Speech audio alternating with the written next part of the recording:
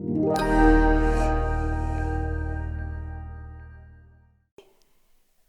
hi everyone. I'm a bit nervous because this is actually my first time speaking to so many people.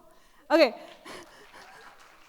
but first let me give you a brief introduction about myself. So I am Raywen Ong. You guys can call me Ray. I am 23 years old.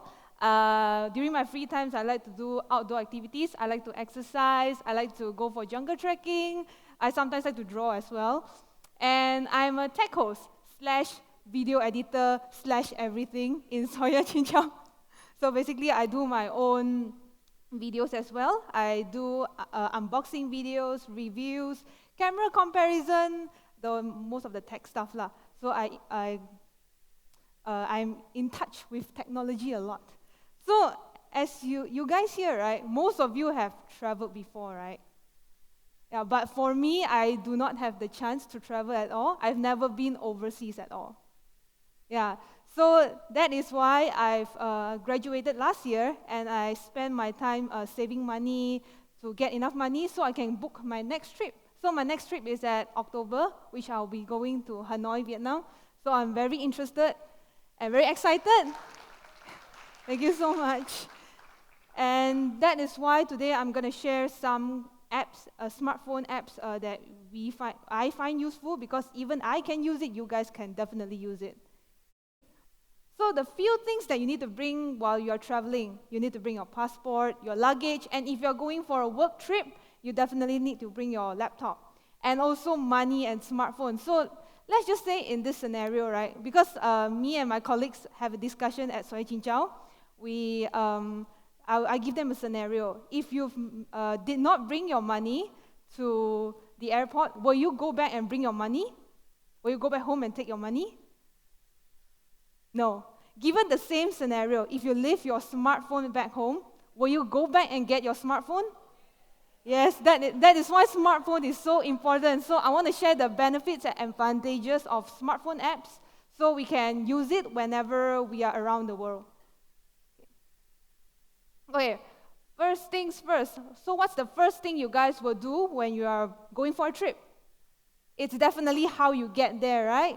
So as Malaysians, we like to compare stuff. We like to compare prices. We choose the cheapest prices possible. So that is why Skyscanner is the first thing that I'll recommend, because this app allows you to compare prices from different flight companies. Like for example, there's Asia, there's Malindo, and so much more.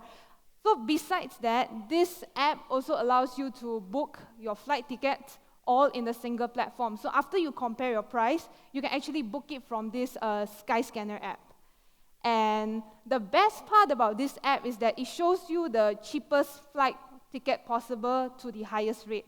So like for example here, the first one, you see I've typed Osaka. So the first one is the much more cheaper one, the 1,273 ringgit, and all the way to 2,004 ringgit. So it depends on your budget. You can just check how much money are you going to spend before you book the flight ticket. Okay, next, if you're still in the midst of planning your trip, you don't know where you want to go yet, but you really want to get out of Malaysia or your home country, that is where this everywhere feature comes in handy. So all you have to do is to type everywhere at the search bar above, and they will show you the cheapest place that you can visit. So you can book accordingly to your budget. Okay, next up, Airbnb. So I guess most of you have heard of Airbnb, right? But Airbnb is actually segregated to two sections. There is the Airbnb homestay as well as Airbnb experience. For now, I want to talk about the Airbnb homestay first. So homestay, all of you guys know, right? You can book the rentals of homestays at every city, and it has an affordable price tag. But the reason why I like Airbnb homestay compared to hotel is because actually Airbnb homestay allows you to immerse with the culture. You are actually staying where the people stay instead of staying in a hotel. So hotel is usually booked by tourists. But if you want to get more understanding of their culture, I think it is much more easier if you book Airbnb homestay because you are actually staying around their neighborhood. And homestay also allows you to, this is the normal things that you need to know. You can choose your preferred date, how many guests you are bringing, the price range, as well as the location. So I'll give you an example. So this is the Airbnb that I booked for my Hanoi trip. So the reason why I chose this is because, as you can see the scenery, you can actually see the scenery, what's going on down the neighborhood. So that is why I chose this, and the bed looks comfortable. Looks comfortable. I've never tried it yet. And most importantly, the toilet is clean. Because we are gonna do our business there, right? Our business. So I think it is one of the crucial factor that I chose this Airbnb. And another factor is that because this place is actually very easily accessible to everywhere. So as you can see right here is like just 3 minutes away from this Hokkien Lake, which is quite famous in Hanoi, I believe, and also 10 minutes to night market. We women love to shop. So that's why if 10 minutes is no problem for us, definitely, we can walk. So that is why I chose this. And also the things that you need to consider are the reviews. So better check the reviews, see whether if the things are clean, the reviews are more positive rather than negative. And also the facilities provided. So let's just say, for example, you are going to Hanoi. Hanoi is a very hot place. So if the facilities provided, there's no aircon, we will be suffocated by the hotness. So I think it's crucial for us to actually check what kind of needs you want before you book Airbnb.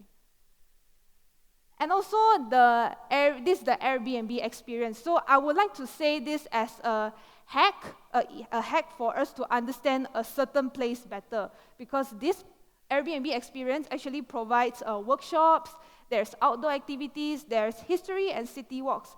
So workshops, like for example, there's a workshop for you to learn how to make the local delicacies. Like after you've learned, then you can bring back to your hometown and share this with your friends and family. So I think it's pretty interesting. And also outdoor activities. There's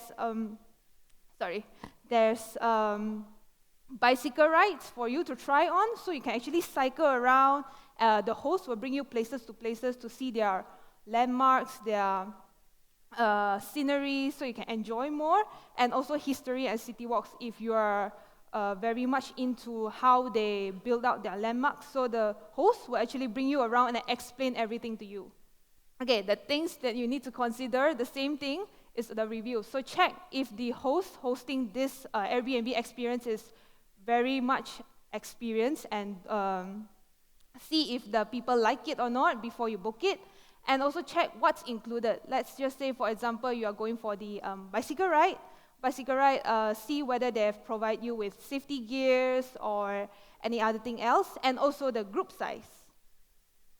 Okay, next up we have this app called GoBear.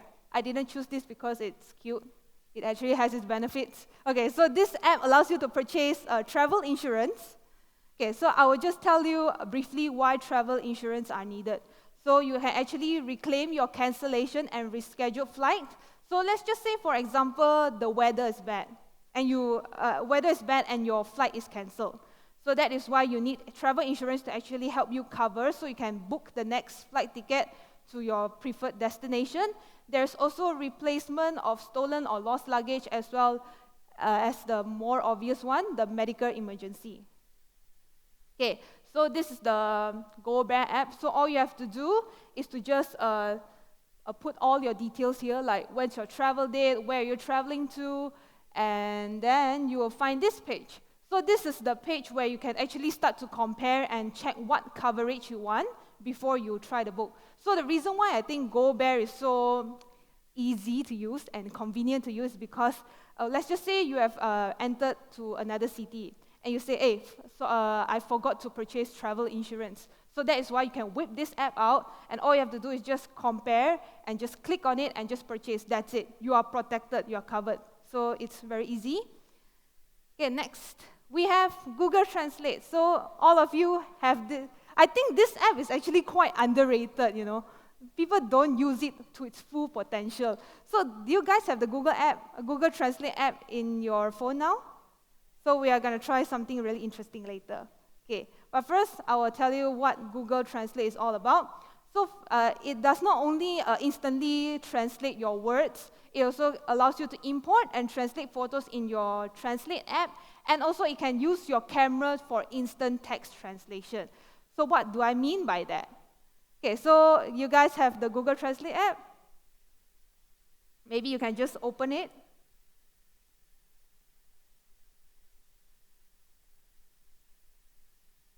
Everyone has it? Okay, so you will see this page, right?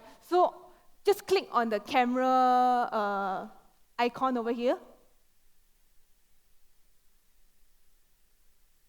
Okay, and this is actually Hawaiian, so you can choose the translation from Hawaiian to English. And all you have to do is just to point it here.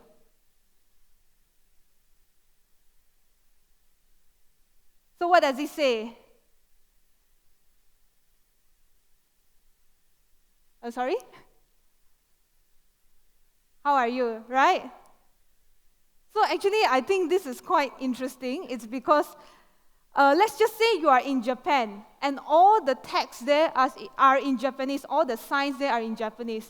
So all you have to do is to take this app out and just show it to the text that you want it to translate, and there you go. So easy as that. You guys get it? Get it? Okay. Okay. Next, there's the Google Map. So Google Map, I don't need to talk a lot about it because Google Map allows you to view maps, get direction to where you want to go.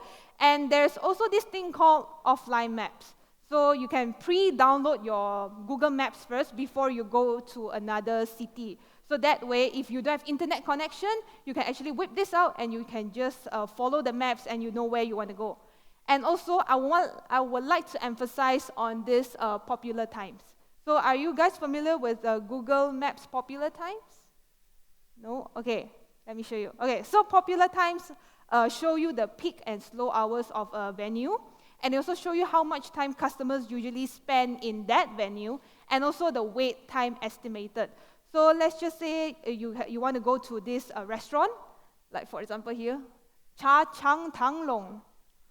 I'm sorry, I'm not Vietnamese, but Cha Chang Tang Long, okay? Okay, so you just key in the name, and they will show you this bar right over here. So usually the red bar indicates that the place is too busy, and the bar that's not red, which is blue, indicates that you can actually go there without having to line up, without having to wait. So if you are really going for a restaurant, you can actually check this out first before you visit them, so it will save your time and the hassle for you to go there. Okay, after I've mentioned all the apps above, what's the one thing they share in common? Any guesses? Sorry?